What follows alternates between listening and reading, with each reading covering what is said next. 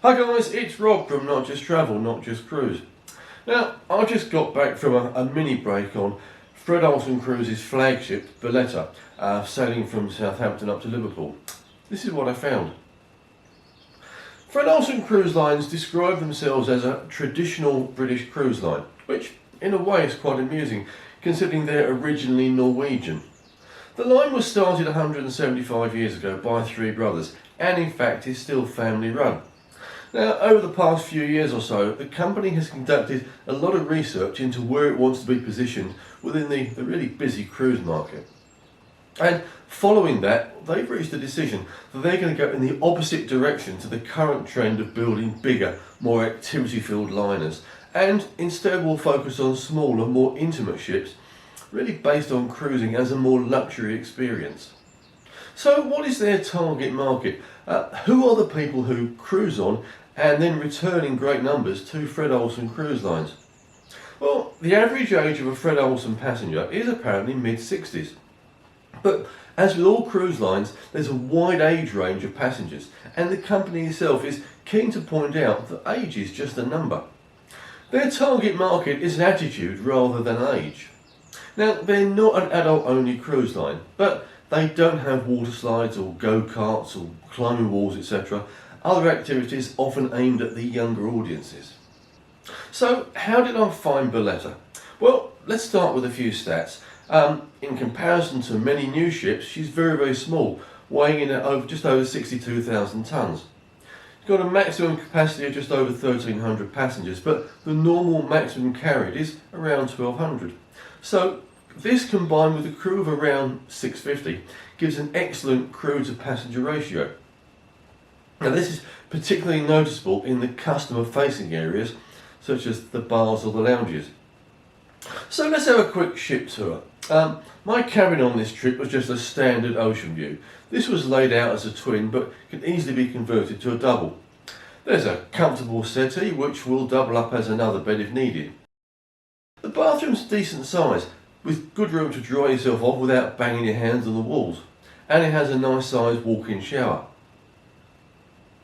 There's a good amount of storage space in here, both under the sink and in the wall-mounted mirror cupboard. One thing to note, there's no shower point, at least not in this cabin.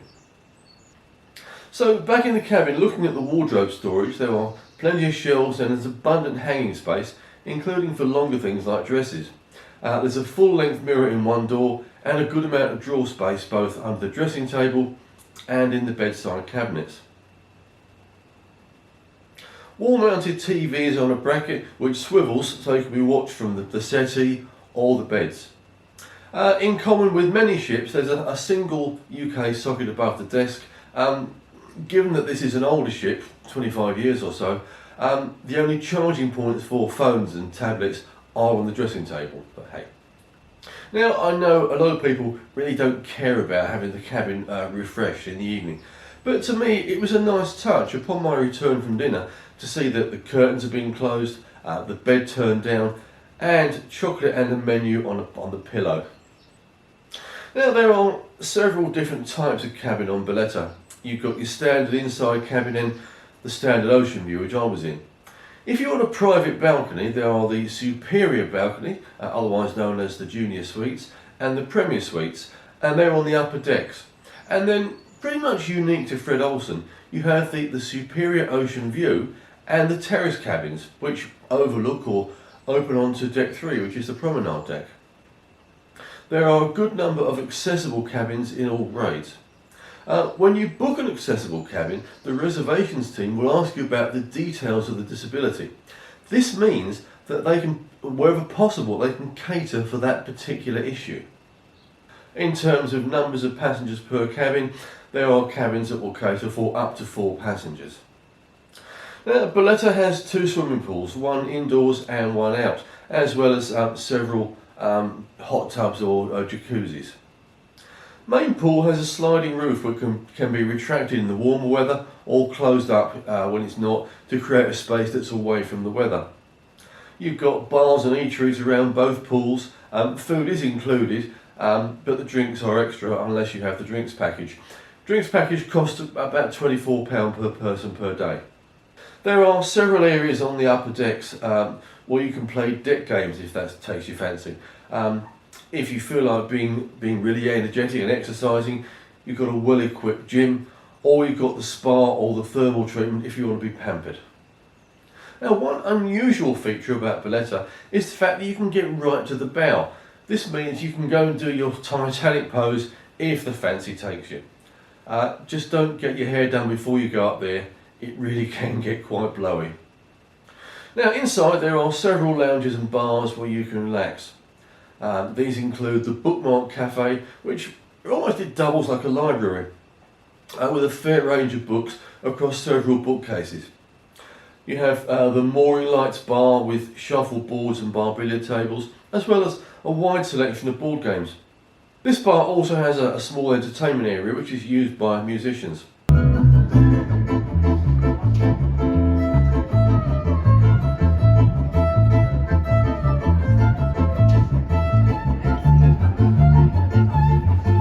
Then you have the sports bar area with several large screen TVs showing the sporting event of the day.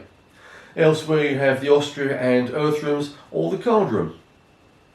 There are several themed rooms on Bolette. You have the Oriental Tea Room, which is dedicated to all things tea related. The menu contains a nice selection of unusual teas for your delectation. Next room along is the Botanical Room. Now this is full of living plants. It's decorated in lush greens and yellows and has a selection of gardening literature. The observatory at the front of the ship is located on the top decks and has a wonderfully relaxing bar and lounge and views across the front. The piano bar is exactly what it sounds like. It's a single piano with a small wrap-round bench top and stools which create a small intimate lounge where the singer performed early evening.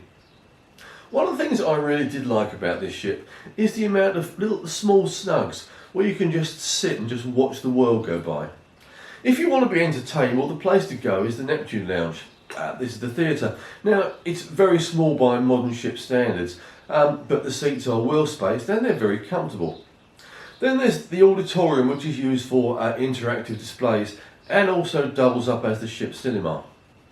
Moving on to food, well, I've already mentioned the fast food outlets around the pool, but in addition to them, you've got several main food outlets. The main one is the main dining room. This is at the rear of the ship.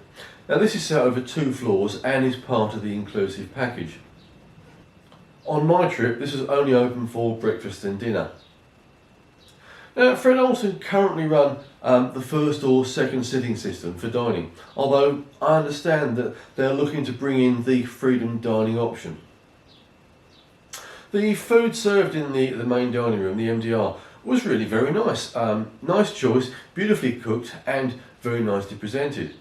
The menus change daily and there's a selection of always available food for if you want chicken every day or salmon or whatever, it's always there. Dress code in the MDR is smart casual, but there are formal nights as well. Time to get out your black tie and cocktail dress. The View restaurant is the buffet and it's located at the top of the ship. A very popular dining location. Now this is not self-serve like other buffets, but all you need to do is to ask the chefs what you want and they simply dish it up for you. There's a wide selection of food, both pre-prepared and cooked to order. The freshly cooked eggs benedict I asked for was delicious. If you're unsteady on your feet or you need assistance, there are always staff members available to help carry your food for you. Now, once sitting at your table, the wait staff will be there offering you teas or coffees with top-ups as needed. Lunch is the same, with a wide selection of food, both hot and cold, including a well-stocked salad bar. Pasta and stir-fry stations both cook food while you're waiting and to your specification, which is nice. There are also 2 specialty restaurants, one serving Indian and one serving what they call Chinese fusion. These are both extra cost but are reasonably priced. My travelling companions tried both of these and were very impressed. So to summarise, well, the overall feel of the ship is it's certainly older. but I describe it as being sedate and certainly not stuffy. Um, Certainly the communal areas are a real throwback to the glory days of cruising. Lots of polished dark wood and reminders of the company's history in many of the lounges. The different lounge areas of the ship all have their own unique charm, from the light and airy mooring lights lounge to the Asian-inspired oriental tea rooms, and then you've got the vibrant greens of the botanical rooms and the luscious reds of the piano bar. And then of course there's the understated quiet of the observatory. Overall, it's a really calming and relaxing place, and it's certainly conducive to anyone looking to meander slowly from one destination to the next whilst being looked after beautifully. On other cruise lines, I've found I've had to wave my cruise card frantically in the air to try and catch the eye of the wait staff. Now, this was the complete opposite. Generally, just a quick look around the room, maybe raise my hand, that would mean I was seen. Another real bonus of a smaller ship is that the crew, particularly the wait staff, get to know you and what you want. Several of my travelling companions on this cruise were astounded that the chef they spoke to once on day one recognised them and called them by name the next day. Something else I really enjoyed was the nothing too much trouble attitude, particularly from the bar staff.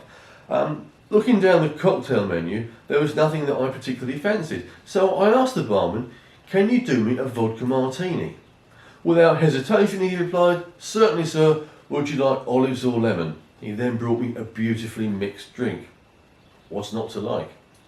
So, who would enjoy Bolette? Well, if you're looking for lots of activities on board, this may not be the ship or the cruise line for you. The company is targeting what they call the enthusiastic cruiser. These are people who enjoy a slower pace and excellent customer service, while having the opportunity to visit lesser known ports or perhaps go further into a country, which they can do on here because the ships are smaller and have less draft. So the $64,000 question, would I sail on Fred Olsen again? Absolutely, in a heartbeat. Give them a try, you'll enjoy it. Talk to you soon.